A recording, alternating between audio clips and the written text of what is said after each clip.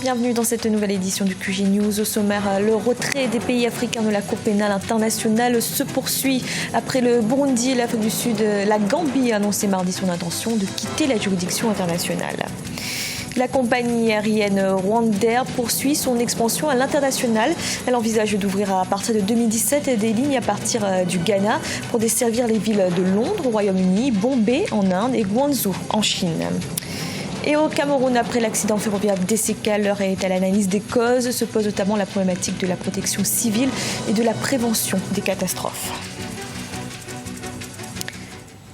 La Gambie va se retirer de la Cour pénale internationale. L'annonce fait suite au retrait récent de deux autres pays africains, le Burundi et l'Afrique du Sud.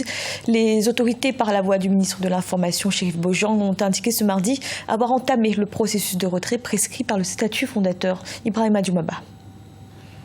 La Gambie devient le troisième pays africain à annoncer son retrait de la Cour pénale internationale. Mardi 24 octobre, le ministre de l'Information, Chérif Bojang, a fait savoir que l'État gambien a entamé son processus de sortie de la CPI conformément aux prescriptions du statut de Rome. C'est le paradoxe gambien, parce que la Gambie se retire de la CPI alors que la procureure de la Cour pénale internationale, elle est gambienne. Et sans doute, au moment de sa nomination en 2011, elle a été très certainement soutenue par la diplomatie de son pays. Aujourd'hui, Yahya Jammeh décide de se retirer de la CPI. C'est le premier paradoxe. Plus maintenant, oui, pourquoi la Gambie se retire? Rien ne pèse comme menace d'être traduit devant la CPI sur le président gambien. Peut-être qu'il anticipe, à l'instar d'autres, peut-être qu'il pense de la même façon. Le gouvernement gambien estime que la Cour pénale internationale persécute les Africains et leurs dirigeants. Certains analystes estiment que le régime du président Yahya Jammeh se distingue par ses décisions controversées sur la scène internationale. On remarque depuis quelques mois quand même que le régime gambien procède à plusieurs ruptures, sortir du Commonwealth, critiquer le CI et maintenant se retirer de la CPI. Peut-être une suite logique de la nouvelle politique diplomatique du président Yahya Jammeh. Le président gambien s'adonne à plusieurs déclarations, il prend plusieurs postures, mais ça n'a pas le retentissement que cela pouvait avoir ou le retentissement qui était escompté. 34 pays africains sur 54 sont signataires du statut de Rome, dont la Gambie. Il faut rappeler que l'actuel procureur de la CPI, Fatou Bensouda, est de nationalité gambienne. Elle a été ministre de la Justice du président Yahya Jammeh. Au Tchad, le président Idriss Déby Itno a décidé de supprimer les avantages financiers accordés aux anciens premiers ministres, des indemnités dont ont bénéficié 12 personnalités. Confrontées à une crise économique sans précédent, la mesure entre dans le cadre de la politique d'austérité menée par le gouvernement. Amira Benjabala, Jean-Pierre. 216 millions de francs CFA, c'est ce que coûtaient par an aux caisses tchadiennes les anciens premiers ministres. Ils étaient 12 au total à bénéficier de cet avantage financier institué par la Constitution de 1996. Un privilège supprimé par le président Idriss Déby Itno qui a entamé une série de mesures d'austérité pour maîtriser la crise économique. Une nécessité, la chute du prix du baril de pétrole a impacté lourdement l'économie nationale.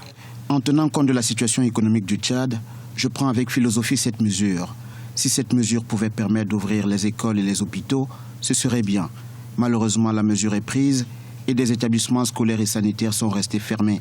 D'autres mesures ont été prises, comme la suppression des bourses pour les étudiants et la réduction des primes des fonctionnaires. Les salaires baissent, mais les prix augmentent, réduisant le niveau de vie des populations.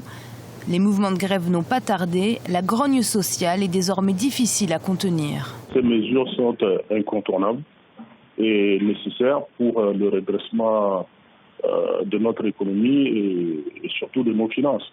Et donc, ce n'est pas de gaieté de cœur que le gouvernement a mis en œuvre ces mesures, mais en même temps, il faut que les gens comprennent que ces mesures ont une durée très limitée. Limitée à 18 mois. Ces mesures ne sont pas mises en œuvre pour le plaisir d'être mises en œuvre, mais simplement parce qu'on est confronté à une situation économique et financière telle que nous ne pouvons que les prendre. Si on ne les prend pas, eh bien c'est carrément le pays qui sera à l'arrêt. Face à la contestation sociale grandissante, le pouvoir a annoncé que les indemnités des fonctionnaires ne seront plus coupées de 80%, comme initialement annoncé, mais seulement de 50%. De quoi apaiser quelque temps les syndicats, mais la tension reste palpable. Les magistrats menacent même de cesser toute activité. Dans l'actualité également, la compagnie aérienne Rwandair va bientôt lancer de nouvelles lignes internationales. Ces liaisons relieront Accra, la capitale du Ghana, à Londres, au Royaume-Uni, Bombay en Inde et Guangzhou en Chine. La compagnie a déjà réceptionné l'un de ses 2 Airbus A330 commandés il y a un an. Ibrahim Adjoumaba.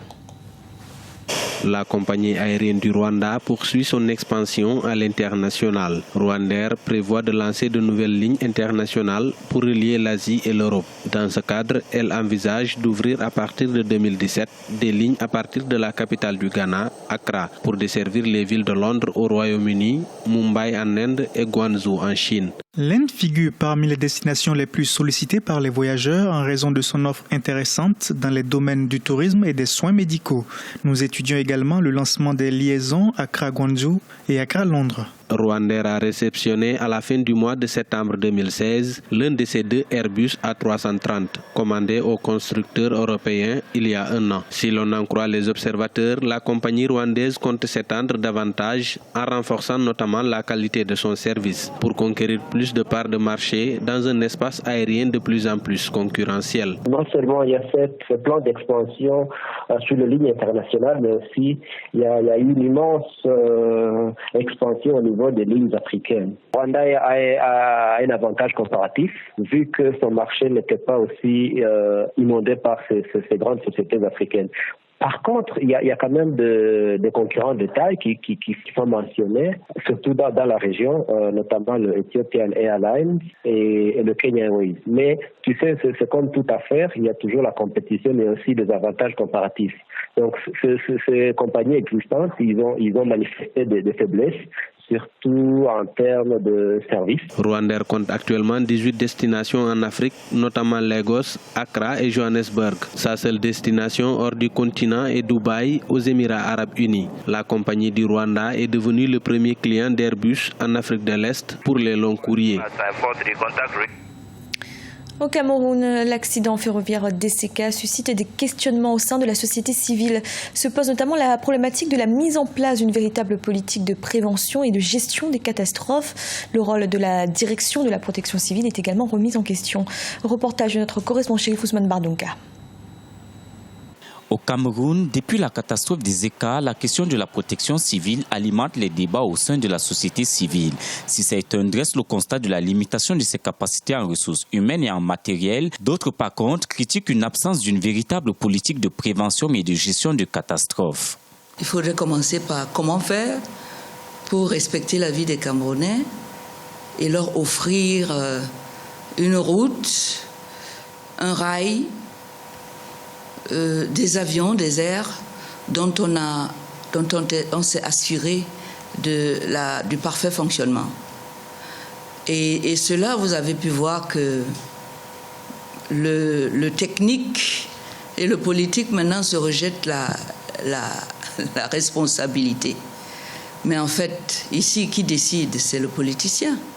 La protection civile constitue à la fois un concept, une mission et un service. Elle consiste à assurer de façon permanente la protection des hommes, des biens et de l'environnement contre les risques d'accidents graves, les calamités ou les catastrophes ainsi que les effets de ces sinistres. Au Cameroun, la direction de la protection civile est entrée en service en 1986 après un décret du chef de l'État Paul Biya qui définit la politique générale du pays en matière de protection civile. Au niveau stratégique, nous élaborons des politiques. Et au niveau de terrain, nous venons accompagner les gens pour la mise en œuvre de ces petits gestes, de cette politique par des petits gestes. Mais seulement nous constatons que l'application de ces plans sur le terrain est un peu difficile. On s'est dit que de temps en temps, il faut descendre pour donner une impulsion à ces plans pour que les gens puissent comprendre qu'ils ont des plans qu'ils peuvent mettre en œuvre. Selon les spécialistes, au regard de la recrudescence des accidents de circulation, des inondations et d'autres catastrophes, la direction de la protection civile peine encore à protéger des vies au Cameroun. Malgré les stratégies mises en place par le gouvernement en vue de la prévention et de la gestion des crises, il reste une implication réelle des populations et de la société civile pour une réduction des pertes en vies humaines. Ce journal a été réalisé par l'ensemble de la rédaction. Merci de l'avoir suivi. Retrouvez dans un instant une nouvelle édition de l'information.